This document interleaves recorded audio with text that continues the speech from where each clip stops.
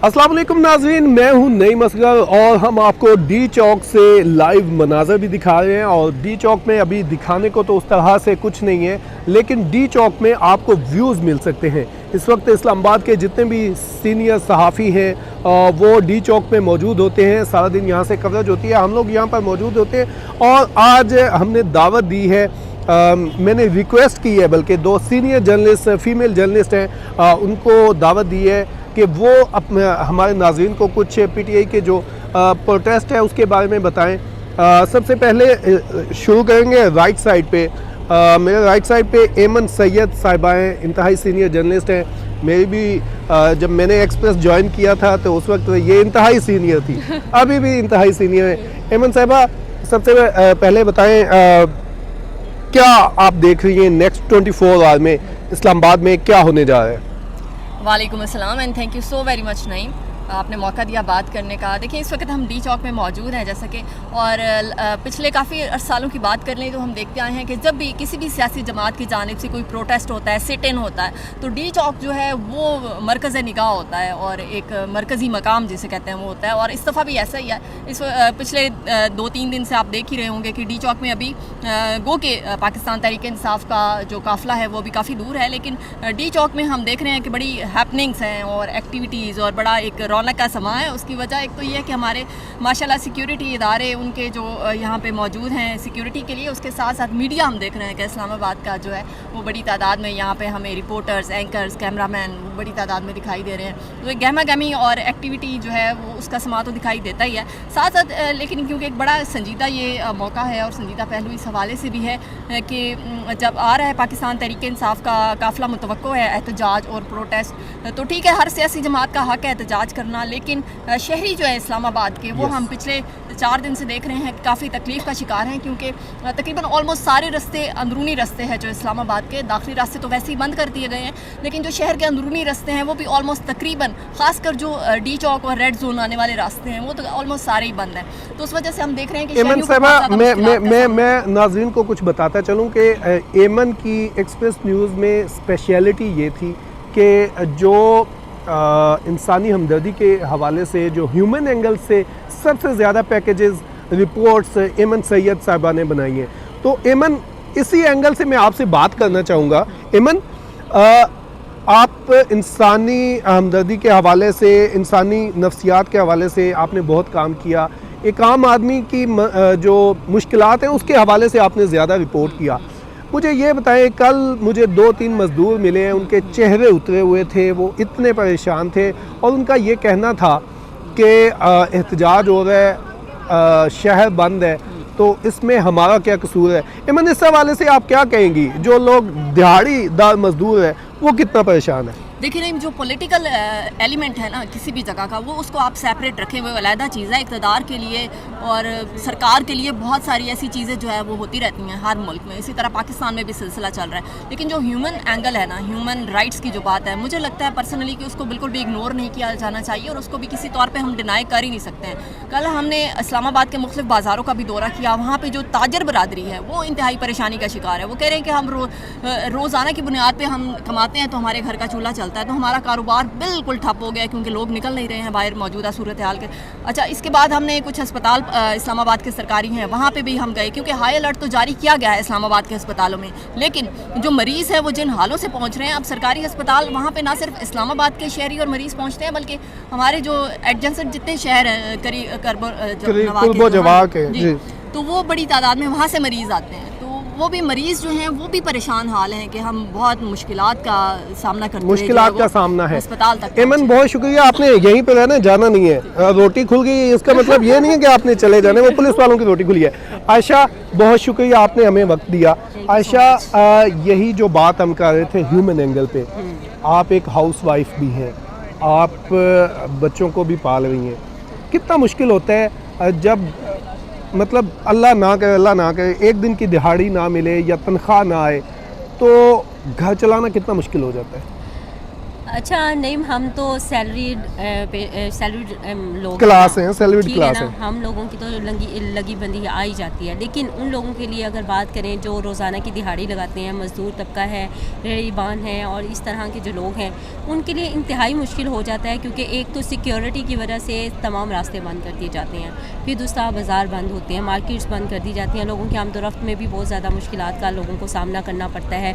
तो उससे होता ये है कि लोग जो हैं बहुत ज़्यादा परेशान हैं। आप यकीन करें, सिर्फ लोग परेशान हैं जैसे ही वो ये सुनते हैं ना कि जी यहाँ पर कोई कॉल दी गई है किसी सियासी जमात की तरफ से, तो तमाम लोग जो हैं वो बड़े परेशान हो जाते हैं। और यहाँ सियासी जमातों को भी ये समझना चाहिए कि जो हमारे शहर के लोग हैं, ख़ास तौर पे जुड़ा शहरों के जो लोग हैं, उनको काफ़ी ज़्यादा मुश्किलात का सामना करना पड़ता है। आप ये देखें कि देखिए आयशा, हल क्या है, हल बताएं, हल। देखिए इसका हल यही है, मैं आपको बताऊं कि जब से ये पॉलिटिकल एक्टिविटीज़ जो हैं वो बहुत ज़्यादा प्रॉब्लम क्रिएट कर रही हैं मुल्क के लिए भी, शहरियों के लिए भी, तो यहाँ पर सियासतदानों को ये चाहिए कि वो मिल बैठ कर मुज़ाकरात करें, मुज़ाकरात की टेबल पे आएँ। एक तरफ जहाँ पे इस्टेब्लिशमेंट है उसको भी लचक दिखानी चाहिए, दूसरी तरफ सियासी जमातें हैं उनको भी बैठ कर ये अब सिर्फ आवाम के लिए। आप देखें, नहीं आपको भी पता है, आप भी पार्लियामेंट कवर करते हैं, वहाँ पर जब कानून साजी होती है, जब उनके अपने मकसद होते हैं, तो पूरी रात भी एग्जैक्टली मैं आयशा नाज़रीन को बताना चाहूँगा, आयशा हमारी बड़ी सीनियर साथी हैं, पार्लियामेंट कवर करती हैं, कानून साजी के हवाले से जो मामलात हैं उनके ऊपर इनकी बड़ी ग्रिप है।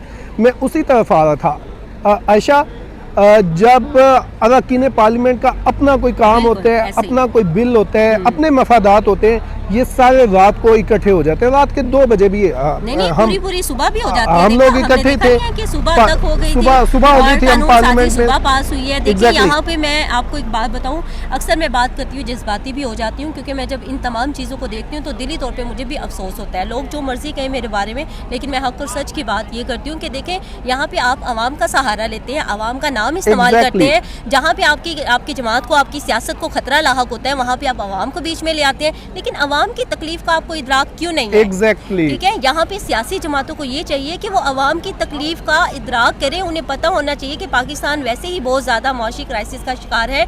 यहाँ पर अगर रेगुलर जो रोज़ाना अपनी दिहाड़ी लगाने वाले लोग हैं, अगर उनको ये माहौल मिलेगा, यहाँ पे इतनी बड़ी फोर्स मिलेगी, रास्ते बंद मिलेंगे, कंटेनर मिलेंगे, तो आप खुद सोचिए कि उनके लिए कितनी प्रॉब्लम होगी। कल मैं फैज़ाबाद में थी और फैज़ाबाद में जो लोग इतने परेशान थे, आप यकीन करें नहीं, वहाँ पे उन्होंने ब्लॉक लगा के रास्ते बंद किए हुए थे। अब फैज़ाबाद वो संगम है जहाँ से हो ही नहीं सकता कि वहाँ से ट्रैफिक गुजरे ना, तो लेकिन रास्ते बंद होने की वजह से लोग क्या कर रहे थे, लोग ब्लॉकों को जोर दे के साइड पे कर रहे थे कि चलो एक मोटरसाइकिल गुजरने का रास्ता ही मिल जाए, हम अपने मकाम पर पहुँच जाए, क्योंकि लोगों के दिहाड़ियाँ होती हैं। और सिर्फ दिहाड़ियाँ ये नहीं होती, आप देखें जो पेंटर्स हैं, जो घरों में काम करते हैं, जो मजदूर हैं, उन्होंने तो अपनी दिहाड़ी लगानी है ना, मिस्त्रियों ने तो जाना है ना काम पे, तो उनके लिए तो हर सूरत पहुँचना है, उन्होंने ठेके लिए होते हैं, उनके लिए बड़ी प्रॉब्लम्स होती हैं। और उसके बाद फिर हमने ये भी देखा कि लोग जो हैं बहुत मुश्किल से वहाँ से गुजरे थे। थोड़ी देर के बाद पुलिस आई, पुलिस ने क्या किया, पुलिस ने अपने क्रेन के साथ उस रास्ते को फिर बंद कर दिया, फिर मुश्किलात। और फिर एक बच्चा कह रहा था कि उनके वालिद को हार्ट अटैक आया है। अब गाड़ियाँ क्योंकि रोड सारे बंद थे, मोटरसाइकिल पे उसको अस्पताल मुंतकिल किया गया। आप ये देखिए, कोई बीमार है, किसी की शादियाँ हैं, किसी के जनाजे हैं, जब इस तरह रास्ते बंद किए जाएंगे, आप खुद बताएं कि लोग कितने ज़्यादा सफ़र करेंगे। एमन, आप फिर ज़रा छाँव में आ जाएं। एमन और आयशा दोनों से एक सवाल, एक पिछले हमने पीटीआई के धरनों में देखा है, आपने माशाल्लाह दोनों ने बड़े खूबसूरत से कलरफुल कपड़े भी पहने हुए हैं। बहुत सारे लोग जो हैं पीटीआई के धरनों के हवाले से ये कहते हैं कि इसमें बड़ा कलरफुल वो धरना होता है, ख़वातीन आती हैं और ये वो इस तरह के होते हैं। तो आपको लग रहा है कि ये जो इस दफ़ा वो जो लॉन्ग मार्च आ रहा है उसमें भी उस तरह के मनाजिर मिलेंगे? देखिए, मैं समझती हूँ कि मेरा जो अपना पॉइंट ऑफ व्यू है ना, जैसा मुझे अच्छा लगता है, मैं बाकी लोगों के हवाले से भी वैसा देखती हूँ। मुझे लगता है कि जो लाइफ है ना, ज़िंदगी, उसकी मौजूदगी का एहसास आपको हर जगह होना चाहिए। चाहे कोई एक इंसान है, चाहे हम इज्तिमाई तौर पे बात कर लें, तो कोई भी मौका हो। अब कोई प्रोटेस्ट कर रहे हैं, प्रोटेस्टर हैं, तो उसका मतलब ये नहीं है कि वो स्याह लिबास में पहनने आए और वो जो एक बड़ा ही संजीदा और वो किस्म का, ठीक है, हर किसी का अपना पॉइंट ऑफ व्यू है, हर किसी का माइंड सेट है। अगर कोई इसको बड़े पॉजिटिव वाइब्स के साथ लेके चलना चाहता है तो मेरा ख्याल है बड़ी अच्छी बात है, इसमें मुझे कोई मसाइका दिखाई नहीं देता।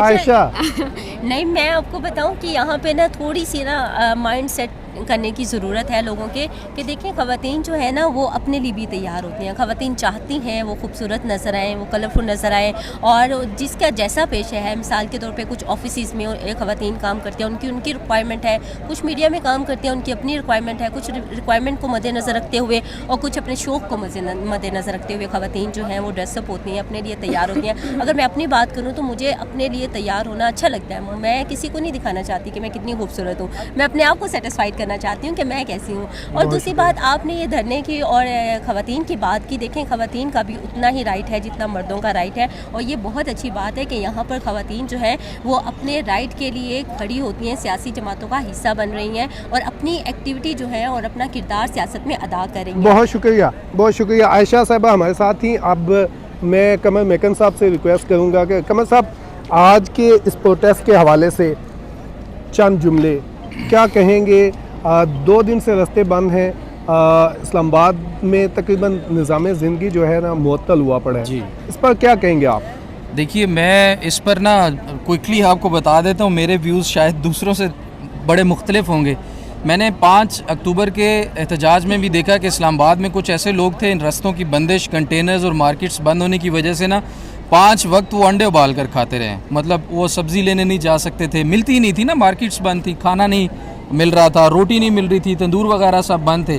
तो ये मामलात जो है ना पिछली दफ़ा भी इस्लामाबाद के लोगों के साथ हुए और बदकिस्मती से इस्लामाबाद के लोग, छोटी से छोटी कॉल होती है तो ख़ास तौर पर जब से ये पीडीएम का रजीम आया, ये क्या करते हैं, सबसे पहले उस एहतजाजी कॉल को खुद ही कामयाब बना देते हैं, सब कुछ अपने हाथों से बंद करके। तो भाई एहतजाज करना उनका आइनी कानूनी हक है और मेरे ख्याल में 2014 का जो धरना इतना लंबा चला था ना, उससे भी ज़्यादा खतरनाक ये वाला धरना साबित होगा अगर ये 10 दिन भी चल गया। क्योंकि इन्होंने खुद सारा कुछ कॉर्डन ऑफ कर दिया। आप इनको एक जगह दे दें, वहाँ बिठा दें, वहाँ ये लगे रहें यार, सालों बैठे रहें, आप अपना काम करें। पूरे मुल्क को आपने बंद कर दिया है, कम से कम वो तो ना आपको करना पड़े। अब जब आपने सब कुछ खुद बंद कर दिया है और वो एंटर होना चाहते हैं, आप उनको मारेंगे तो वो जो फिजा बनेगी, वो जो तकलीफ़ें लोगों को उठाना पड़ेंगी, वो और ज़्यादा जो है तकलीफदेह अमल होगा। आपसे एक मतलब मेरे ज़हन में कल से एक सवाल आ रहा है, यहाँ पर कितनी फोर्स है इस्लामाबाद में? 47,000 प्लस 47,000 प्लस फोर्स इन्होंने बुलाई है सिर्फ अपने इक़्तिदार को बचाने के लिए। बिल्कुल ऐसे यही है ना? बिल्कुल ऐसे। उधर से केपी के गवर्नमेंट पूरी फोर्स मतलब अपने सरकारी वसाइल और पीटीआई को मतलब अपनी पार्टी को लेके आ रही है, किस लिए? अपनी सियासत के लिए, अपने कायदीन के लिए। यही सारी फोर्स पाड़ा चिनार में क्यों नहीं लग सकती थी, जहाँ पे बहुत प्यारा सवाल किया आपने। 80 से ज़्यादा लोग शहीद हुए। बिल्कुल ऐसे ही, किसी ने नहीं पूछा। सीएम केपी के वहाँ पे नहीं गए, वफाकी हुकूमत वहाँ पर नहीं पहुँच सकी और उसके अगले दिन और हुआ। मतलब सबको पता था कि वहाँ पे आग लगी हुई है, वहाँ पे इंतजाम करने चाहिए। ये जो जमहूरियत के जनाजे खड़े किए ना, जिनके ऊपर मज़ारों की सब्ज़ चादरें डाली हैं, इससे बेहतर था कि इनमें से आधे जनाजे उठाकर पाड़ा चनार की तरफ रख देते। एग्जैक्टली। और ये 47,000 में से 7,000 भी वहाँ पर भेज देते ना, तो वहाँ पर लोगों का खून ना बहता। रियासत की प्रायोरिटीज़ जो है ना वो कुछ और हैं। उनका मकसद अपना इक़्तिदार बचाना है, आम बंदे की हिफाजत से उनका कोई सरोकार नहीं है। बिल्कुल। अब आप देखें, इस्लामाबाद के अंदर लोगों को एंटर नहीं होने दिया जा रहा कि शायद वो बाहर से आने वाले कोई अछूत हैं और जो अंदर बैठे हुए वो वैसे कीड़े मकोड़े हैं, उनकी तो फिक्र करने की उनको ज़रूरत नहीं है। इख्तियार जो है ना वो गलत हाथों में इस वक्त, ये वाज़े तौर पर नज़र आ रहा है। और ये जो सारी फोर्स खड़ी है यहाँ पर, ये किसके टैक्स के पैसे से इनको सैलरी जाती है? हमारे टैक्स के पैसों से। जो आ रहे हैं उनके टैक्स के पैसों से। तो इनको अपनी आवाम से जो लड़ाने का प्लान इस वक्त बनाया गया ना, वो बड़ा ही इंतहाई ख़तरनाक है। और आप देखें कि आज आपको और भी बता दूँ, आपके वीलॉग में 24 नवंबर का पहला मुकदमा इमरान खान, बुशरा बीबी, आरिफ अलवी, अली अमीन गंडापुर और उनके खिलाफ टैक्सला में फिर दर्ज कर दिया। मतलब अगर कोई अपने हक की बात करता है, कोई एक बयान देता है, आप मुकदमा दर्ज कर देते हैं। भाई अगर आपने मुज़ाकरात करने हैं, बैठना है, मामले को सॉल्व करना चाहते हैं, तो सबसे पहले सीज़ फायर करना होगा, रोकना होगा आपस की लड़ाई को। और मेरे ख्याल में ये बड़ा ही अफसोसनाक है, यूज़ ऑफ फोर्स जो है वो स्टेट को ज़ेब नहीं देता अपने ही लोगों के ख़िलाफ़। बहुत शुक्रिया कमर मेकन साहब, हमें बता रहे थे। और अभी इस वक्त फ़रा साहबा भी हमारे पास आ चुकी हैं। हम टीवी की रिपोर्टर हैं और माशाल्लाह बहुत अच्छी रिपोर्टिंग करती हैं, कोर्ट रिपोर्टिंग करती हैं। फ़रा, इस्लामाबाद की सूरत हाल, पीटीआई अभी आ नहीं रही, अभी आई नहीं है और एक जो है इस्लामाबाद को बंद कर दिया गया है। किस तनाज़ुर में देखती हैं आप इस सारी सूरत हाल को? अच्छा, सिचुएशन कंपैरेटिवली पुराने एहतजाजों की निस्बत इस बार थोड़ी सी लाइट ली गई है, थोड़ी नरमी है सिचुएशन में, क्योंकि ये है कि हमने रास्तों को जुज़वी तौर पर खुला रखा। मैं भी इस्लामाबाद आई हूँ रावलपिंडी से ही, लेकिन मुझे सिर्फ एक जगह पे हर्डल मिली। रिलैक्स है थोड़ा सा माहौल कंपैरेटिवली पिछले एहतजाजों की निस्बत, क्योंकि पिछले एहतजाजों में हमने देखा कि इवन मार्केट्स बंद हो गई थी। इन्होंने तमाम तर जो रास्ते थे वो मुकम्मल तौर पर डबल कंटेनर लगा के बंद किए, नीचे इवन जो है वो मट्टी भी फेंकी गई, तो मुकम्मल तौर पर मेक श्योर किया गया कि कोई भी जो है वो पैदल भी वो रास्ते क्रॉस ना कर सके। लेकिन गुज़िश्ता 2 रोज़ से हम देख रहे हैं कि कंटेनर्स तो मौजूद हैं, लेकिन रास्ते जुज़वी तौर पर खोले गए हैं। स्कूल आज सिर्फ बंद है, दफातर खुले हुए हैं। अंदर जो इस्लामाबाद के माहौल है वो ज़िंदगी जो है मामूल के मुताबिक है। इवन अभी मैं ऑफ़िस से आ रही थी तो हमारे ऑफ़िस में डिलीवरी बॉय भी मौजूद था, तो मैं उन्हें पूछ रही थी कि आपको तो कोई मसला नहीं हुआ। हाँ, लेकिन केओस की सिचुएशन ज़रूर है, क्योंकि अगर इस्लामाबाद के शहरियों की बात की जाए तो इस्लामाबाद के शहरी जो है इस आए रोज़ के, चाहे वो एहतजाज किसी का भी हो, आए रोज़ के इस एहतजाज से ज़रूर परेशान हो चुके हैं, क्योंकि अब कारोबार का नुकसान होता है। डेली वेजेस वाले लोग बड़ा सफ़र करते हैं, इससे लोगों की शादियों का सीज़न है, इवेंट्स बड़े इफेक्ट हो रहे हैं। आज आप देख रहे होंगे सोशल मीडिया पर एक जो है वो फोटोशूट बड़ा वायरल हुआ हुआ, जो कि कंटेनर्स के सामने खातून ने करवाया।